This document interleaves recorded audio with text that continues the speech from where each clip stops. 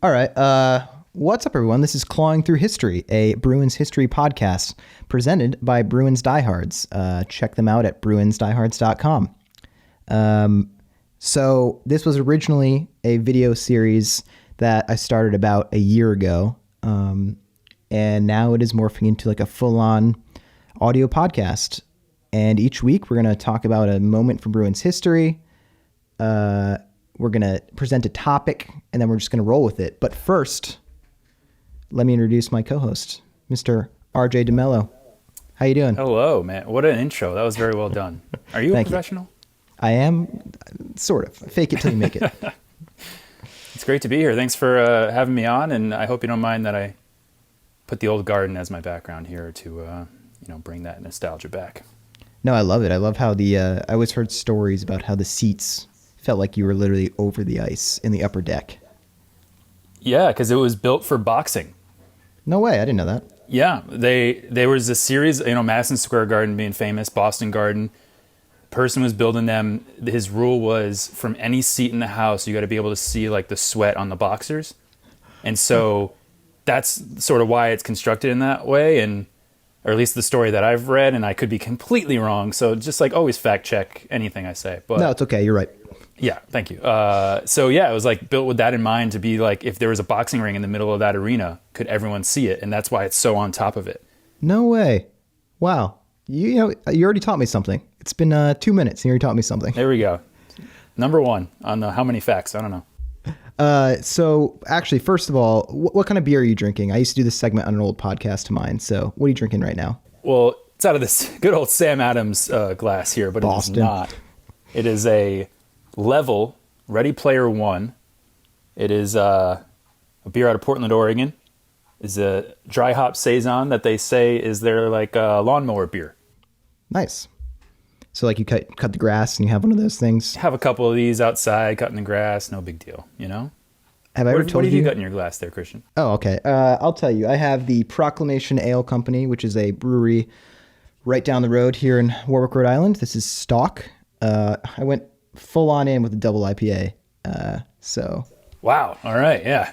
We'll see. We'll see how I'm feeling. By the back half of this podcast, you'll be having a grand old time. That's how you get loose, for a podcast. So you're coming live from the West Coast, from Portland, Oregon. How you doing out there? That is true. It is. It's a different world, but I guess they're kind of getting excited a little bit about hockey with the Kraken rolling in. But Seattle and Portland have a big rivalry, so it's pretty. It was funny. I ran into a delivery driver. I had this hat on. It's like, oh, you're a Bruins fan? I'm like, yeah.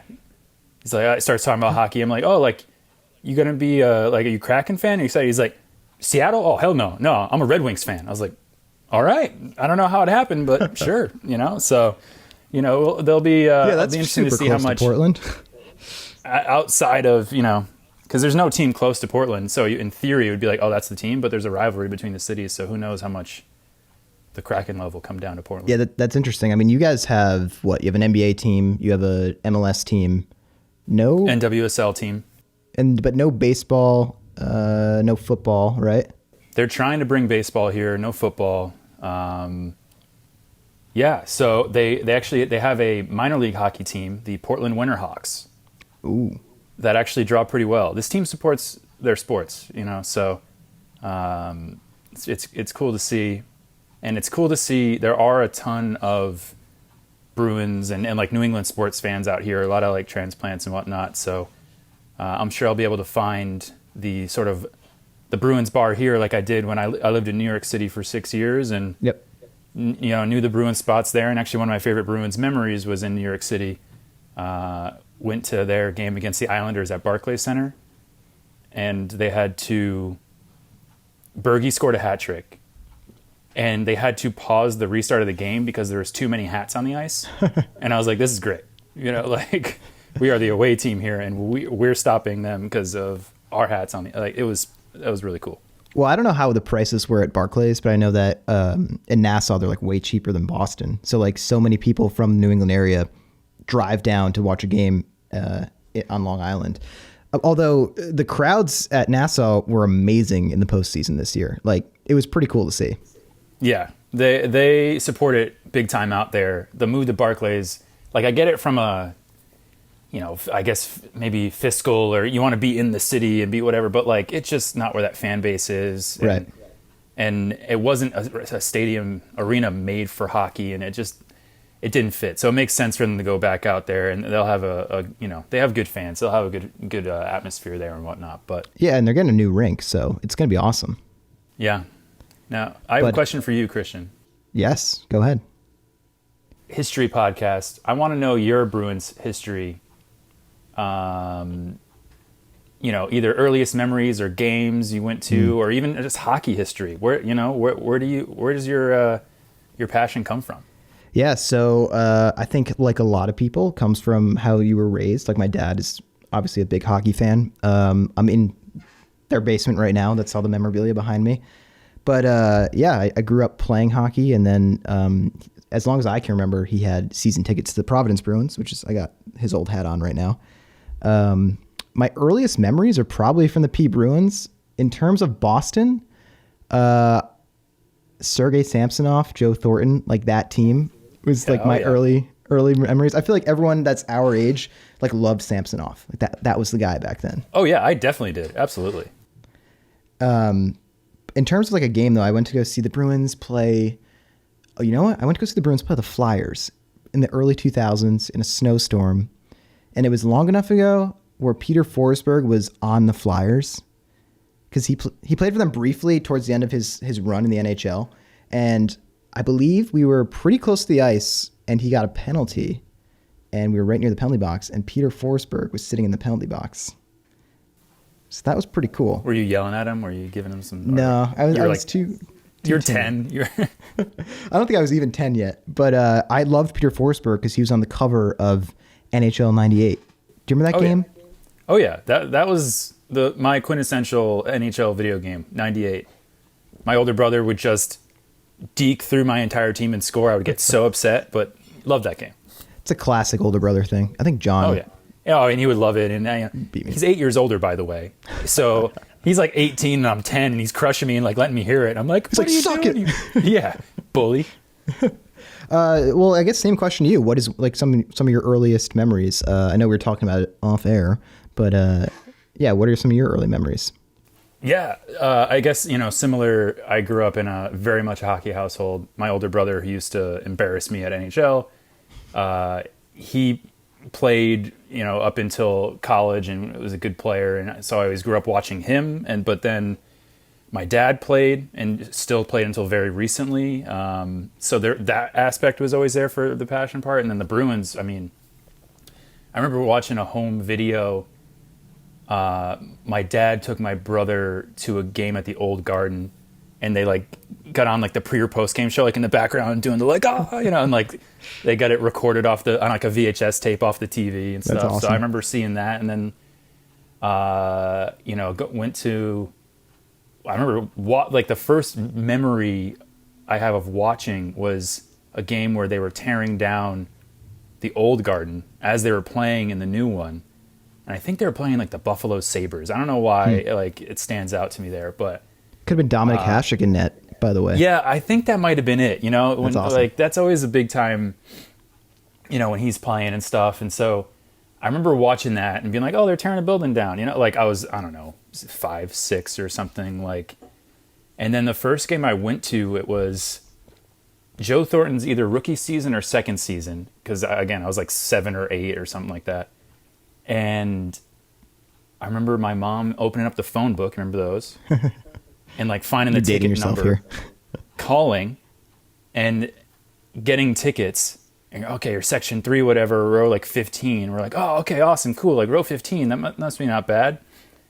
And it's me, my brother, and my dad, and we get there and we get to the balcony seats, and we turn and we go up, and we're 1, 2, 3, 4, and we're getting towards the back. We're like 10, 11. Row 15 was the last row in the building. We were the very last row, like center ice, but very last row at the Fleet Center, by the way, not at the Fleet Center. That's right. To watch like Joe Thornton and Sergei Samsonov and even like Ray Bork and them, and that was the my first Bruins game, first of many. But yeah, It's been a long journey. That's awesome. Like that era sticks out so much in my mind. Like I was pretty young, but I had the poster of like, I just found it online recently. It's Ray Bourque, Joe Thornton, and Sergei Samsonov on the poster. And it says swarm. Like, I don't know what that means. Like they would swarm the opponent or whatever. But it was, I mean, they weren't great after Bourque left for a little while in the early 2000s. But like Samsonov just seemed so good. Like he was this little guy like buzzing around the ice. I had the shirt. But he was electric, man. I mean, I was looking the other day at it, and his first probably like 5 or 6 years, he had really good numbers and was scoring close to 30 goals. And I think he won the Calder. I think he was Rookie of the Year. Yeah, he was. And yeah, Joe Thornton had like 5 goals in his rookie year, and Sergei had 25. Like, it's crazy. Yeah, it was. Times have changed. Yeah, he came out of the gate, and yeah, Joe Thornton's like still playing somehow. He has no knees, but he's out there just right. I was kind of hoping he would come back like at the end of his career. Like maybe we'd re-sign him as like a fourth liner. I don't know how effective he would be, but like it would just be kind of cool. It would. No, it would be like, you want to see that. You want to see your like, if guys do go or have to go, or, you know, like you want to see a little bit of a return to what you deem maybe being home, though. I guess with Joe, he was in San Jose so long, but right. Yeah. He's more of a Shark than he is a Bruin. Yeah. It would be cool to see him come back, but this is not the topic for today. Okay. I'll have better answers later on. I can introduce the topic for today if you want. Yeah. Tell me more about it. 'Cause I'm okay. Dark mostly. So when I originally did the video series, I'd written this topic down because it's super interesting. It's Cam Neely. Ever heard of him? He was in that movie, right? Dumb and Dumber. Seabass. Who's the dead man that hit me with the salt shaker? Yeah, Cam Neely. We are going to trace his trade tree because it is still happening today. And it's pretty interesting. So you're saying like the players that we got and whatever, and then who they were traded for in the future and stuff like that. Like that's how you're looking at it. Right. So there's still players in the Bruins organization who can be traced back to Cam Neely. Man, and who hasn't been a Bruin since the mid-90s? I believe 96 yeah. ish. I'll get to that. But yeah, so let's here's what I'm going to do. I'm going to do a Quentin Tarantino, okay? I'm going to go out of order in terms of the timeline here. Okay. I'll allow it. I'm going to take you back to 2017, okay? So 2017, April 21st, 2017, the Boston Bruins are in the Eastern Conference quarterfinals, and they're down 3-1 against the Ottawa Senators. Do you remember this series? The Bruins. No. So the Bruins hadn't made the playoffs in a couple of years at that point. I believe that's the year Julian was fired, actually. Oh, okay. So going into that postseason, there wasn't like high expectations that they would do that well. It was their first playoff series actually since being eliminated by Montreal in 2014, which I think you remember that one. Mm-hmm. That was painful. In the Senators game, we're late in the second period. The Senators are holding on to a 2-1 lead when Sean Corrali shot a puck from behind the net. It bounced off the Senators defenseman Chris Weidman and into the back of the net, and it tied the game. So I remember this. I'm at a bar in Providence at Trinity Brewhouse. I don't know if you know that place. And watching that game, Corrali ties it. Corrali was kind of, I mean, we know him now, like Sean Corrali, like a fourth liner, occasionally is good, has scored a lot of big goals in the playoffs.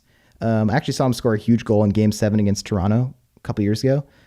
But at the time, I mean, I didn't know much about him, but I remember they showed Don Sweeney up in the box when he scored this goal, and he was like, Sean fucking Corrali. Like he would mouth those words. So that's a vote of confidence when your GM is like, this guy always scores? He's like, who is that? Did I sign him? So not only was it a tying playoff goal, it was Corrali's first NHL goal. And I don't know what you think, but I think that couldn't have come at a better time. But Decent. But it wouldn't be Corrali's biggest goal of the night. Okay. The tie would hold into double overtime. I'm a pessimist. I fully expected the Bruins to lose the game and lose the series. But with the Bruins season on the line, Charlie McAvoy, he rips a shot from the point. It's deflected in front. So the initial deflection was saved by Craig Anderson, Senators goalie. But the rebound bounced out and managed to land on the stick of who else but Mr. Sean Corrali. Sean Corrali buries the puck. He wins the game, and the Bruins keep their season alive until 2 days later when they lost. As Don Sweeney said, Sean fucking Corrali. We can swear on this podcast, not a kid's show. Yeah, bleep it out, whatever. Yeah. So I actually wrote this down. So high above the ice, Bruins GM Don Sweeney screamed out Sean Corrali's name in joy, and he's sitting next to Bruins president, Mr. Cam Neely. Okay? Yep. Now we're going to back up a little bit. Okay, so that was the intro. That's the intro. Mr. Sean Corrali. Now we need another title slide, part 2. We're doing the Tarantino, right? Come on. We're doing the Tarantino, yes. Chapter 2. Thank you. Yep, there we go. All right, let's back up 6 years. You're going to remember this game really well. May 27th, 2011. My senior prom night. That's why I remember it. So it's Game 7 of the Eastern Conference Final at TD Garden in Boston. It was the deepest the Bruins have been in the playoffs since 1992. Boston's going ahead against the Tampa Bay Lightning. Jesus, how long have they been good for? And a lot of people describe that as the greatest hockey game they've ever witnessed. Do you remember Game 7 that year? Well, my initial question is, did I watch it in your family's basement? Because I couldn't tell you because I was at my prom. But you probably did. May 27, 2011. Sounds about right. Yeah. I would assume that that's where I watched it, because that's where I watched an entire playoff series with your family, your grandmother, That's true. Yeah. That series, I mean, that whole run, we'll definitely talk about that in the future, but that whole run is my greatest hockey memories are from that year. But Game 7 against Tampa, which I mean, I didn't see any of it at the time. I saw the highlights, but you'll remember it was a 1-goal game. Yeah. So it's Game 7, deepest they've been since 1992. They're going against Tampa. So it's late into the third period. The game remains scoreless, and there hadn't been a single penalty called, and it was becoming more and more likely that whoever scored that first goal was probably going to win the game. And whoever wins that game obviously goes to the Stanley Cup final. So with just under 8 minutes to go, Bruins defenseman Andrew Ference held the puck in the Bruins zone. He skated past the Bruins blue line before sending a pass over to David Krejci at the red line near center ice. And as Krejci made his way through Tampa defense and into the Lightning zone, he did a nice little saucer pass onto the stick of, do you remember who it was? Good old Nathan Horton. That is correct. Mr. Nathan Horton, who was absolutely lights out money that entire run until unfortunately he was knocked out in Game 3 against Vancouver, I believe. Which, again, we'll get to that another day. It would give the Bruins that 1-goal lead, and it would be enough to send them to the Stanley Cup final for the first time in 21 years. So those are two pretty huge moments that were not so long ago in Bruins history. I mean, one of them was 2017. What's that, 4 years ago? 4 years, yeah. And then the other, but 4 years. I can't believe it though. The other one is 10 years ago. That's wild. Yeah. So that game was amazing. Not a penalty was called in the entire game. I mean, how often does that happen? Let them play, boys. Let them play. But it's not even once again, I was at senior prom, so I missed it, but I've seen the clips a million times. You're not a dedicated fan. Say what? You're not a dedicated fan. Come on. I mean, I couldn't miss the prom. They did announce that the Bruins won at prom, so that was pretty dope. Oh, that's dope. But yeah, I don't think it was an overall dirty game either. I think it was a pretty clean. It wasn't like they were just letting things go. It just was up and down, just clean hockey, which is great. So these two big events, the 2017 Corrali goal and the 2011 Nathan Horton goal, have something in common. and they wouldn't be possible without a trade that took place on June 6th, D-Day, 1986. Can you guess the trade? I'm gonna guess it's Cam Neely trade. Am I right on that? No, you're not. No, you're right. Yes, you're right. Yeah, all right. Okay. Yes, but first, let's do another Tarantino, Chapter 3. Let's talk about Barry Pederson. Okay, yeah. You know Barry Pederson? Yeah, absolutely. He's on the Nesson broadcasts. Yeah. Got a good head of hair, some gray hair. Yeah. No, but he's was he coach or GM? He was. So in this story, he's a player. He's a player. Jeez, man. Yeah. So today you'll find him doing the telecast on Nesson. So Barry Pederson was selected by the Bruins 18th overall in the 1980 NHL draft. And he was a legit player. As a rookie in 81-82 NHL season, he scored 44 goals. That's a record for a Bruins rookie that still stands to this day. He developed some pretty good chemistry with the legendary winger, Rick Middleton, who I think... No, he's not behind me. I thought his number might be behind me. My chair is so squeaky, by the way. Whose number was retired, I believe, 2 years ago. They call him Nifty, Rick Middleton. So in 1982 and 1983 season, Peterson continued to have success, and he finished the year with 46 goals and 107 points. So this guy is like legit. And before doing this story, I didn't really know any of this. So this success kept going in the playoffs that year. So we're talking 1983. So he and Middleton, they were on fire, those two guys. They combined for 65 points in 17 games in the postseason. Before the team was limited by the New York Rangers. Oh, sorry.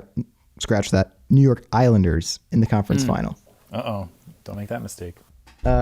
We could Google this too, but I believe that was when the Islanders were on their insane run. Oh, just tearing through the NHL. Yeah, I think they won 4 in a row in the 80s. But they haven't won since then. Yeah, the Islanders won that year. They had won the year before. They had won the year before that. And the year before that. That was their 4th championship in a row. That's wild. I mean, this is pre-salary cap, right? It would be really hard to do that now. Although Tampa, I mean, they could. Well, I mean, if you go over the salary cap, yeah, you can. 18 million over. By 1983, it looks like Peterson is going to have a very long, successful career with the Bruins. Why would you get rid of this guy? But then in 1984, there were circumstances beyond his control, and that would kind of change the course of his career forever. So a benign tumor was found on his shoulder, so that forced him to get surgery. And that year, he would only play in 22 games. Wow, voice crack. That year, he'd only play in 22 games. Growing up. There we go. 1984 and 85 season. All right. And then a second, more invasive surgery would be required on his shoulder. So that was in the following season. And unfortunately, I mean, we've seen this before. When he returned, he wasn't able to match the high performance he had for Boston in the previous years. So, Bruins general manager, who appears to have been general manager for 400 years. Do you know who I'm talking about? Probably when you say it. Harry Sinden. Oh, yeah. Yep. Bruins GM. Forever, I feel like. This trade, 1986. Let's talk about this. It would alter the franchise forever. June 6th, D-Day, 1986. Barry Pederson was traded to the Vancouver Canucks in exchange for Cam Neely and Vancouver's first pick in the 1987 draft, who would end up becoming Glenn Wesley. I think I'm saying that right. Glenn Wesley. It was a trade that not only would bring over one of the most legendary players in Bruins history, but it has also continued to benefit the Bruins for the past 34 years. Might be 35 years now that I wrote this last year. So they traded Peterson for the great Cam Neely and the 3rd overall pick in the 1987 draft? That seems like a really good deal to me right now. I think, at the time, I don't know this for sure, but I'm wondering if Vancouver saw like how good Peterson was when he was healthy, and they were probably really hopeful that he would be that player again. He was pretty young at the time. I don't know his exact age, but He was good enough to get that in return. Not bad. And it's always kind of fun or interesting to play what if. So like, what if Peterson never needed surgery in the first place? Yeah. How would the Bruins be different now? Totally. Down to like Cam Neely is Bruins president. He wouldn't be Bruins president. Yeah. He'd be Canucks president or something, you know, like. He's not in Dumb and Dumber. That's for sure. This is some butterfly effect shit. It is. Like what happens? So what would happen? So the initial benefit of the trade was pretty apparent in Neely's first season. He was a true power forward. This guy was ridiculous. I mean, they don't make hockey players like this anymore. So in this first year, he led the team in scoring 36 goals. With those 36 goals, he had 143 penalty minutes. Attaboy. Which you love to see. Yeah. I mean, he was made for Boston, this guy. Big bad Bruins, come on. Exactly. So he could hit and he could score like nobody else. In fact, he had 3 seasons with more than 50 goals, which is wild. He would also appear in 2 Stanley Cup finals for the Bruins in 1988 and 1990. You know the story, though. Unfortunately, both times they were defeated by Edmonton, who was a far superior team to them. I think they were swept in at least one of those finals. It was kind of like, you know, when the Patriots made that Super Bowl where they were like destroyed. It was kind of like that. 86 against the Bears. Yeah. Yeah. Same situation, a far superior team playing them. So as time went on, unfortunately, Neely's career is cut short by injury. I believe it was Ulf Samuelsson who did the knee on knee. You are correct. And I only know that because my dad pulled that out of left field with me the other day. We were talking about Cam Neely. And he's just like, oh, yeah, it was, who did that to him? It was Ulf Samuelsson. And I was like, how did you, he's like, I'll never forget that name. Because then afterwards, Neely would always make sure to, like, you know, fight him or whatever. Like, you know, my dad was so pissed at Ulf Samuelsson for ruining Cam Neely's knee that he never forgot his name. And I was props to. And rightfully so. I mean, it's infuriating when you think about it. I think, though, that Neely, even with, like, basically one leg, scored an insane amount of goals on one leg. I have it written down right here, so I didn't need to do any of that. On May 3rd, 1991, it's Game 3 of the Prince of Wales Conference Finals. Remember Prince of Wales Conference? Oh, yeah. It's Neely took a hit from Penguins defenseman Ulf Samuelsson. This, combined with another hit he would take to the knee in Game 6, would cause Neely to miss significant time. So in the next 2 seasons, he would only appear in 22 games. But in 93-94, he would play in just 49 games. Just 49 games. You heard me correctly. But he would score 50 goals on one leg.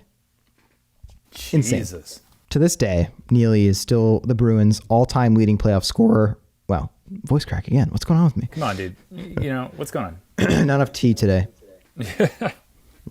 So to this day, Neely is still the all-time leading playoff goal scorer with 55 goals. He's a legend. His number 8 was retired in 2004, and in 2005, he was inducted into the Hockey Hall of Fame. His last NHL game was in 1996, but like I said earlier, the benefits of the trade continue to this day. And now we're going to look at how. Chapter 4. 4, yes. But let me just back up for a second. 49 games, 50 goals. I don't know. I don't understand it, man. On one leg. That's wild. Like I said, they don't make players like this anymore. There was actually some talk, too, I think when Lucic was coming up, that he was like the next Neely. Yeah, No. I remember that. No, he wasn't. No. I mean, he's had a really solid NHL career. Right. Congrats to him, but no. All right, so Peterson is traded Vancouver in 1986 for Cam Neely, like I said, in a first pick in 1987 draft. Again, I'm being a little repetitive here, but First round pick. First round pick. The Canucks would. So that pick would turn to Glenn Wesley. Okay. Wesley would appear in both Stanley Cup final runs with Boston. He scored a big goal in Game 5 against the Montreal Canadiens, and that would send them to the final. So that's a pretty huge goal. So we're following the trade tree now. Wesley would be traded in 1994 to the Hartford Whalers, rest in peace, for a first-round pick in 95, 96, and 97. So. Wow. Okay. There are going to be some names here that are going to bring back some memories. That 1995 pick would be none other than Kyle McLaren. Kyle McLaren. Oh, yeah. I remember Kyle. So that was the 95 pick. 96 was Jonathan Atkin. Don't know him. But 1997 would be Mr. Sergei Samsonov. Sergei. Hey. Thanks, Glenn. Pour one out for Sergei. Actually, he's alive, so don't pour one out. Yeah, he's like, what, 40? He's young. Like I was telling you through text, he played in the Bruins alumni game in like 2016. He was like 37 years old. So it was like him and then a bunch of old players. Yeah. A bunch of 60-year-olds and Sergei. Right. So the 96 pick, Atkin, his career would never really pan out. But Samsonov, he had a nice little run with the Bruins. He was a pretty highly touted prospect prior to his career in the NHL. He won a bronze medal in the World Junior Hockey Championship and was named the tournament's most outstanding forward after scoring 6 goals in 6 games. He was drafted by the Bruins 8th overall in 1997. And that same year, they would draft none other than Mr. Joe Thornton. Remember that draft? Great draft. So Samsonov would win the Calder as the league's best rookie. He scored 22 goals and had 47 points. Like we were saying earlier, he was great when he first started. Electric. You're excited. You love to see it, you know? Yeah. He started well. And I remember, Thornton's rookie year, he did not start well. So I feel like everybody was like, oh, this guy's Sergei, outshowing the number 1 pick, you know? Right. Which in the end, I mean, Thornton's going to the Hall of Fame. Samsonov is not. So. Yeah. Yep. So in 2001, though, Samsonov would play in his first and only NHL All-Star game on March 9th, 2006, which seems like so much more recent than, like, Samsonov was on the team up until 2006. He was traded to the Oilers in exchange for Marty, I hope I don't mispronounce all these names, Marty Resner, and a 2006 second-round pick, and Jan Stastny. Oh, yeah. Okay. Yeah, I know Jan Stastny. So, like I said, one of those trades was a second-round pick that came over to us. Yeah. That second-round pick, Mr. Milan Lucic. All right. The once dubbed future Cam Neely there, Milan Lucic. Okay. Exactly. We got a Cam Light for that. Okay. Lucic, though, would be the first player connected to the Cam Neely trade that would be a part of the 2011 Stanley Cup run. He was actually pretty lights out in that run. Yeah. But if we go back to the 1995 draft pick, Kyle McLaren, we'll trace him a little bit now. Yeah. Legendary Kyle McLaren. So by 2002, Kyle McLaren, he's unhappy with the Bruins organization. That summer, Bruins GM Michael Connell, I remember him, that name coming up. Mm-hmm. He offered him a 2-way contract, which meant that McLaren might find himself playing for Providence. But at this point, McLaren considered himself like a pretty established NHL player. So the thought of going to the minors, he felt insulted, and he demanded a trade. They're like, okay. So do we know like how many points this guy, like, was this guy a good enough player to be like, you need to trade me? Or like, he was offered a 2-way contract. I feel like you're not very...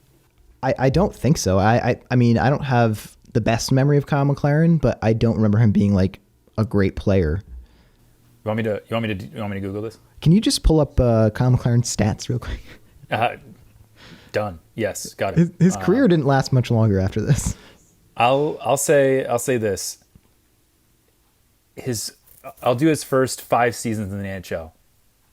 He had 17 points, 14 points, okay. 25 points, 24 points, 19 points. Okay, so not an impactful player, really. Right. So he demanded a trade. And Boston was like, all right. Sure.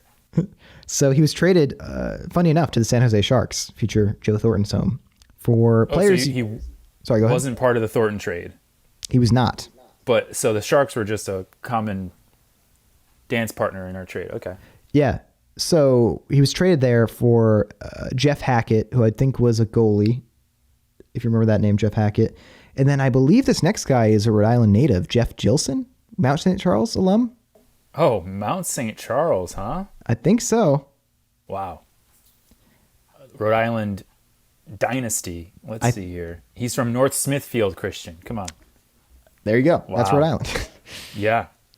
Mount St. Charles, 24 championships in a row or something. They won like every championship for 30 years. It was nuts. Do you know which high school ultimately defeated them? Yeah, okay, Christian. I get it that Tollgate happened to have 1 year where they were good at hockey. I wasn't even in the school yet, but my high school eventually. Congrats. But Gilson would spend most of his time playing down in Providence. And at the trade deadline during the 2003-2004 season, Gilson would be sent back to the Sharks in exchange for another name you might remember, Brad Boyes. You remember Brad Boyes? Oh yeah, absolutely. This is where I'm starting to remember all these players from my childhood. Boyes was sent to Boston in March of 2004, and he would remain with the Bruins until the trade deadline in 2007. So he played there a few years, 3 years. Eventually, though, he was dealt to St. Louis for a player who a few years later would hit a ref, Dennis Weidman. I don't know if he hit the ref on purpose, but he hit a ref. That's all I'm saying. So he played for us for 4 years, and he was solid. He wasn't bad. In 2008 and 2009, he scored 13 goals, 59 points in 79 games. That's good. Colin McLaren. Yeah. Yeah. In fact, he tied Zdeno Chara that year for the most points by a defenseman on the team. Wow. But he struggled in the regular season in 2009 and 10. But he managed to have a pretty good playoff. So he scored a goal and had 12 points in 13 games in the playoffs that year. 2010 is not a year I want to remember in the playoffs. That is the Flyers year for the Bruins. Oh yeah. I blocked that out, but it's okay though. I mean, the next year made up for it. If they hadn't won the cup the next year, we'd still be upset about it. But on June 22nd, 2010, Weidman would be traded along with a first-round draft pick in 2010 and a third-round draft pick in 2011 to the Florida Panthers in exchange for Nathan Horton, Gregory Campbell. Wow. Soupy? And then the rest is history. I mean, that's the 2011 team there. Sort of. After the 2011 Cup run, the Cam Neely trade tree stayed put for a few years. We won a cup. Everything's great.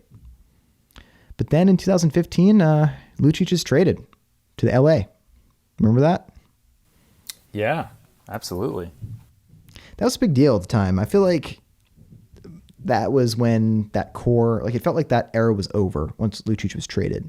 So Lucic is traded, and in return, the Bruins receive Martin Jones, Colin Miller, and a first-round pick who would become Jake Zaboral. Oh, yeah. But Martin Jones would only last 30 seconds in Boston because he was immediately traded to the Sharks again for some reason. What is it with that? And in that exchange came Sean Corrali, bringing it back to the start of this podcast. Hey. And a 2016 first-round pick, Mr. Trent Frederick, who is becoming a fan favorite. Wow. Okay. Who was actually protected in the expansion draft, so he didn't go to Seattle. So since being traded to the Bruins, Corrali has been effective in the playoffs. I wrote this before this past playoffs where he wasn't effective. But like I said, I like to play what ifs. So what if Barry Pederson never needed surgery? Would he have stayed with the Bruins? And would they have won a cup in 2011? We don't know the answer, but it's certainly fun to think about. That's it. That's the trade tree. Man, it's going to keep going too. Corrali, Frederick, these guys aren't old. They're going to be around. They're going to get moved. They're going to... Yeah, definitely. The roots continue to grow, or the branches, whichever one you want to, whichever one makes more sense. The root is Cam Neely, and then the branches... Right, okay, the branches continue to grow. Right. It's funny, because I remember hearing about this trade tree a few years ago, when Lucic was still on the team, and then it, like I said, it stayed put for a few years, but now it's still going. So, and that's got to be there's got to be, it's a forest, you know, there's all these other trade trees. It's like you could go through and find out some cool other stuff, I'm sure. Yeah. I mean, I wonder how, like, there's probably other players in the organization. Like, what if we did a player from like the 40s? Could we trace that back, you know? Right. Get it up to close to today type thing. Yeah. I'm sure there's something to pull out there for sure. But that's my story. That's my story this week about Cam Neely and the trade tree. You know, it's funny because it got pretty good there for a while in terms of what that trade yielded us. Yep. But now we're at the point where it's like, how much is Corrali and Frederick gonna give us? Whatever, you know, like. Right. I feel like it's getting to the edges. Well, then, so ultimately, then, what grade are we giving the Cam Neely trade? I feel like we got to give it a really good one, right? Yeah, I give it an A. I mean, it's too bad they didn't win either of those cups in 88 and 90. That would have been real cool. But if we're still playing what if, I mean, what if he never got hit in the knee by Samuelson, you know? Yeah. We go to any more or what? Well, that was episode 1 of season 3 of Calling Through History. You tell me, man. RJ, it's I'm looking forward to future stories with you. Do you have anything to tease? Oh, man. Well, I really want to look at, actually, we briefly talked about it on this one with the issues with the Garden in the Stanley Cup Finals. Yes. Stories of the blackouts and the fogouts. Yes. I remember them only because my dad had a VHS tape recapping the 89-90 season. And I used to watch that. And it was always like this great team and Bork's going and Neely and then Stanley Cup Finals, and they talk about that game and going into all the overtimes and the power going out in the Garden. Yep. And it was like, man, that was ingrained in me from a young age of something that was like in folklore. So I'm excited to look into it a little bit more and talk about it here. Awesome. Yeah, I'm excited to talk about the original Garden. It's almost like its own character in Bruins history. I like the way people talk about it. Absolutely. I was telling you, via text earlier about talking to my dad about it, and he just starts breaking out stories, talking to Molly's dad about it, and he's, his friend's dad's an usher in the 60s. They're sneaking him in back doors, and he's getting to sit on the glass as a kid. Like, it's not only a different and unique building that has a character, but it's also a picture in a time when sports were like, they were still commercialized, but it felt less commercialized and less like a science and less like it was much more like you go out there, you enjoy, like it's just a different era of sport in general, not even necessarily just about the rink itself, but the era of hockey and sport that it witnessed. Right. Yeah, it was kind of like a more like blue collar thing, Cool. Well, I'm looking forward to that. And thanks everyone for listening, and we will see you next time.